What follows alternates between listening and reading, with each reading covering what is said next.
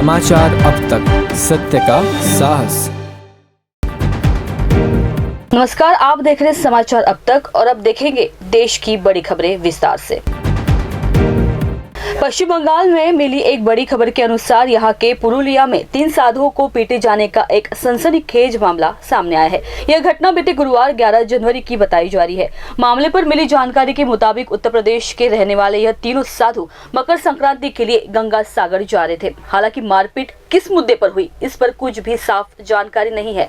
साधुओं को पीटे जाने के और अब कई वीडियो वायरल हो रहे हैं। इधर बीजेपी प्रवक्ता शहजाद पूनावाला ने घटना को पालघर पार्ट 2 करार दे दिया है। उन्होंने कहा कि टीएमसी के गुंडों ने साधुओं को जानबूझकर बुरी तरह से पीटा।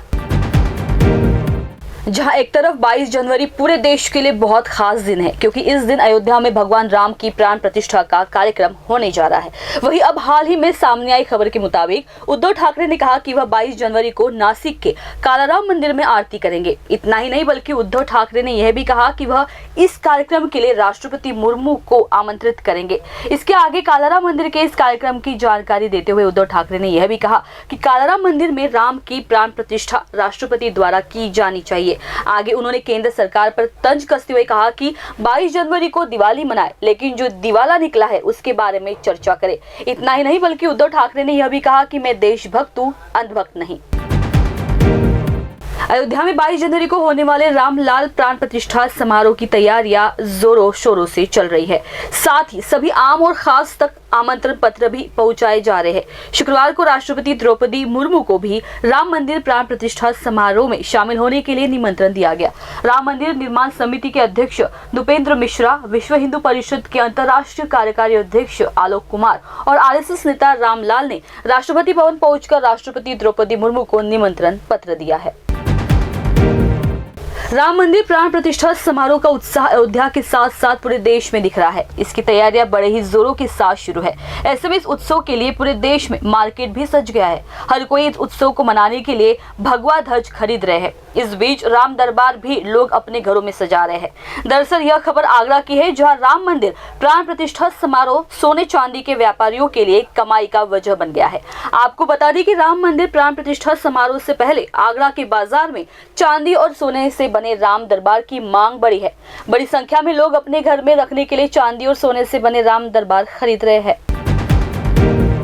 देश में कोविड-19 के JN.1 उपस्वरूप के मामलों की संख्या 1000 के पार हो गई है। इसी के साथ उत्तर प्रदेश भी उन 16 राज्यों एवं केंद्र शासित प्रदेशों में शामिल हो गया है जहां इस उपस्वरूप के मामले सामने आए हैं। इंडियन SARS-CoV-2 जीनोमिक्स कंसोर्टियम ने यह जानकारी दी।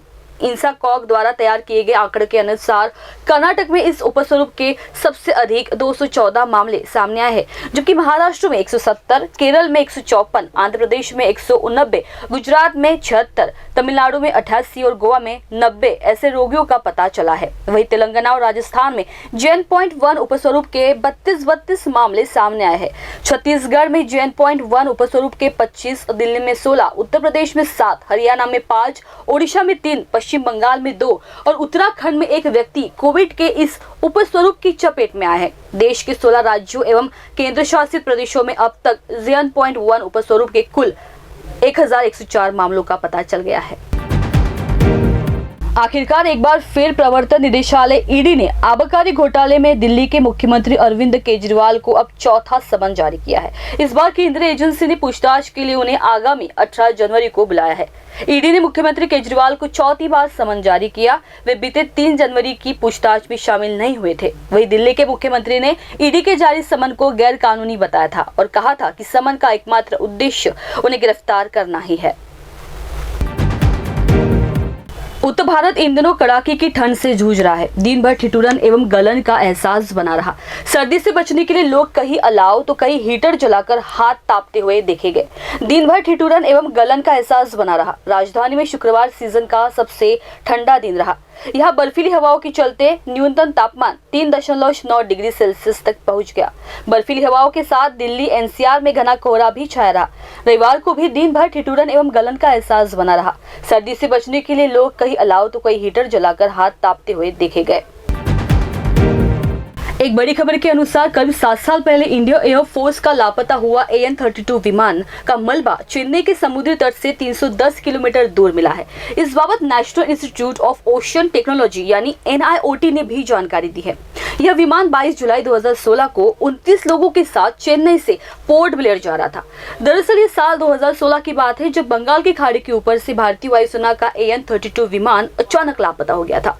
इस विमान का रजिस्ट्रेशन नंबर K2743 था। एयरक्राफ्ट 29 लोगों के साथ अचानक लापता हुआ था। बहुत कोशिशें हुई लेकिन उसका कोई भी मलबा नहीं मिल सका, मगर कोशिशें लगातार जारी रही। मामले पर मिली जानकारी के अनुसार AN-32 एयरक्राफ्ट का मलबा चेन्नई के समुद्री तट से 310 किलोमीटर दूर मिला है, जिसकी जानकारी national institute of ocean technology यानी NIOT के निदेशक डॉक्टर G. रामदास ने दी है। आज की बड़ी खबरों में बस इतना ही। आप देखते रहिए समाचार अब तक। धन्यवाद।